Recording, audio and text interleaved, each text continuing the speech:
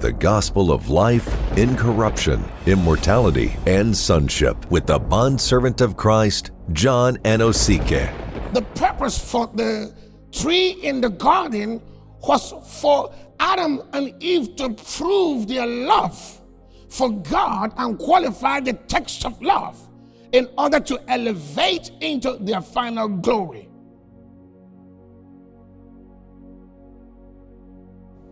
Let me tell you something. It takes the commandments of God and the willingness to obey them to qualify access, to receive access to God's preordinations of our glory. It's the same thing in the New Testament, the same thing in the Old, the same thing before sin. Before sin, there was a law. Redemption that you call grace is not to give you what God had preordained for you. No. We don't receive God's preordination glory for humanity or for man by redemption or by salvation by grace. No.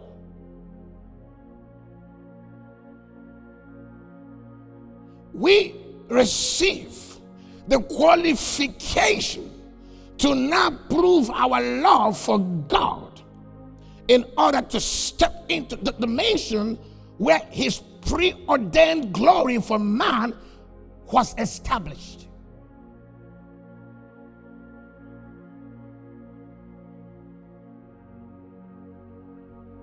How do I know?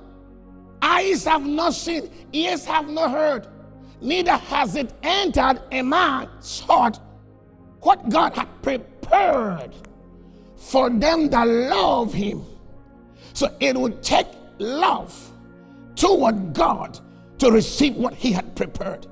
So when Paul said these things were prepared, he was referring to the preordination before creation. So it is still subject to love. Are you getting that point? It's still subject to man's love, not the love of God. That the love of God brought salvation to restore the interference that breached our proof of love toward God. Okay, for instance, God made the first man and planted a particular tree in that garden to test his love for him. Already the creation of Adam and all of the embodiments, abilities, and accesses that the first man had was God's love expressed. But man would have to respond or reciprocate to that love to prove that he is qualified to be approved to access the preordained glory before the world began.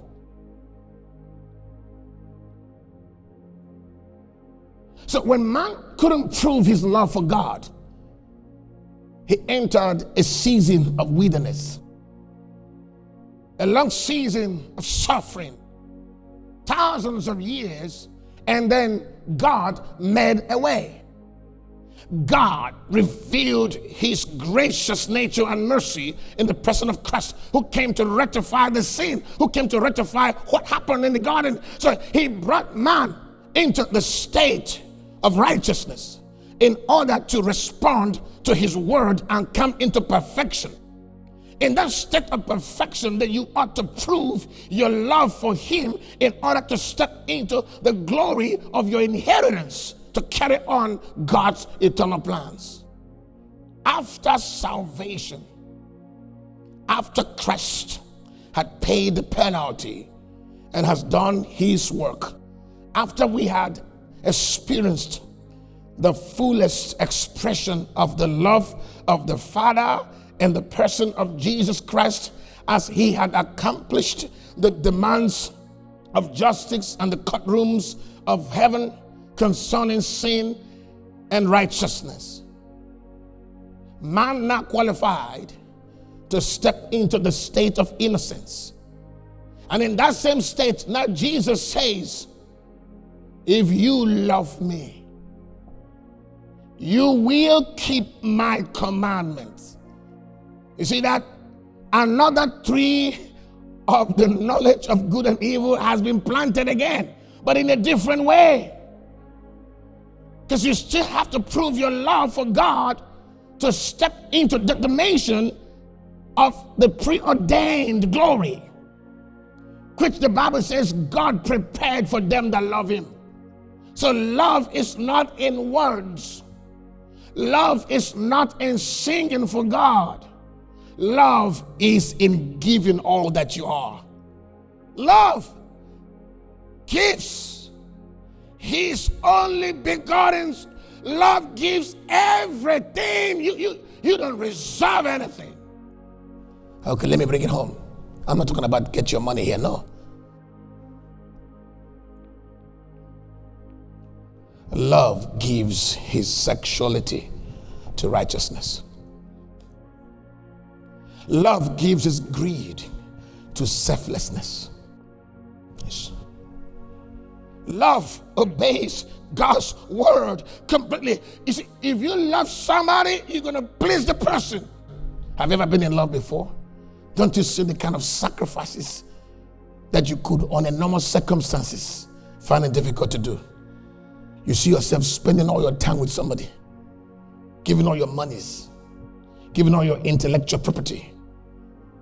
You can be with someone in the next 30 hours, and it felt like you are there for just 1 hour or 20 minutes. That's love.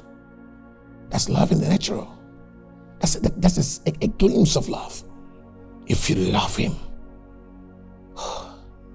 you begin to find out what pleases him, even though if it opposes your natural instincts.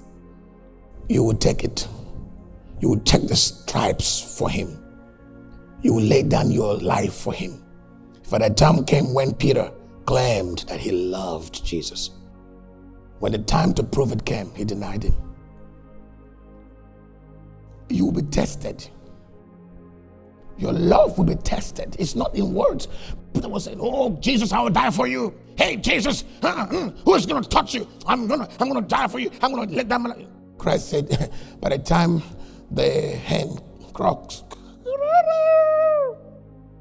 you deny me 3 times. And he did.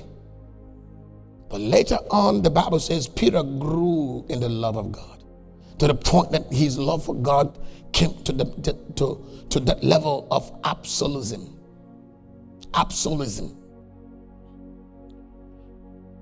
And Peter laid down his life. Even one of the things that gets me excited was the way he said, I am not worthy to be crucified like my Lord. Please put my head upside down. A man that should have been begging to say, please don't kill me. I have a brother, I have a sister, I have a wife, I have children.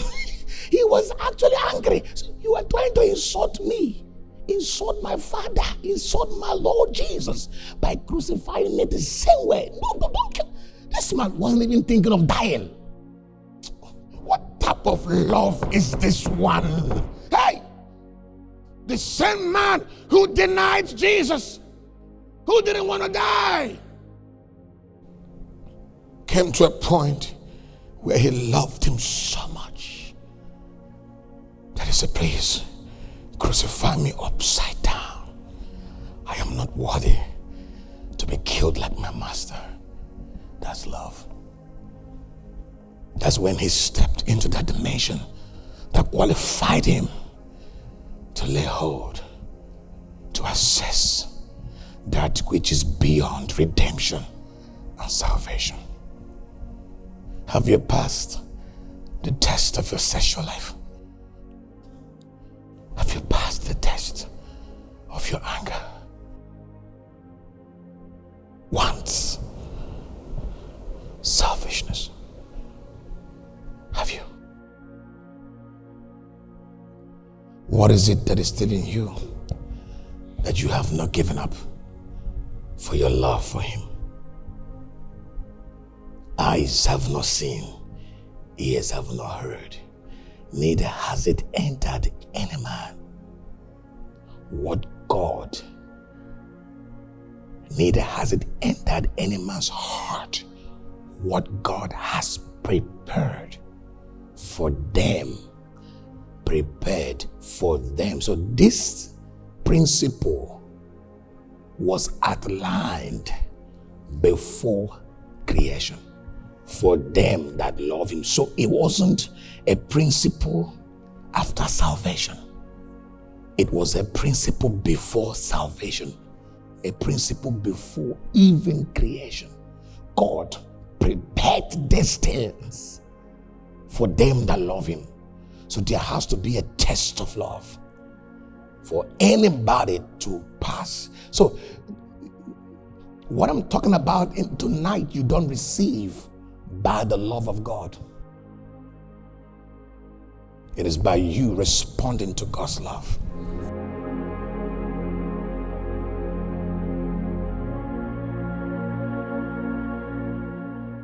Special announcement from the Office of the Bondservant of Christ, John Anosike. Please beware of fake accounts on social media, be it Facebook, YouTube, and all others impersonating the man of God, asking for funds from people. Please note, Pastor John does not have any orphanage in Nigeria or in any country, nor does he ask anyone to donate to any orphanage. Also note that the only official page of the man of God, Pastor John Anosike, is the one with over 451,000 followers. Our YouTube channel also has over 155,000 subscribers. Note that the man of God does not chat, send friend requests, nor inbox people on social media, be it Messenger or WhatsApp. Therefore, anyone doing such is false and should be treated as such. This is a notice that you are informed and sensitized to be alert and vigilant. Stay connected and keep subscribing to the teachings of the Bondservant of Christ, John Anosike. Due to malicious and fraudulent activities, please note that these are the only official 2 accounts of the ministry.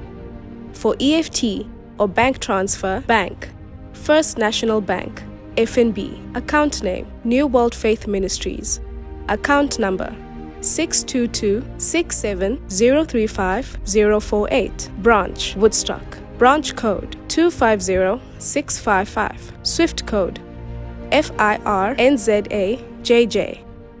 Building project banking details. City of Sons. Bank, First National Bank, FNB. Account name, New World Faith Ministries. Account number 623-569-03578. Branch code 250655. Branch, Woodstock.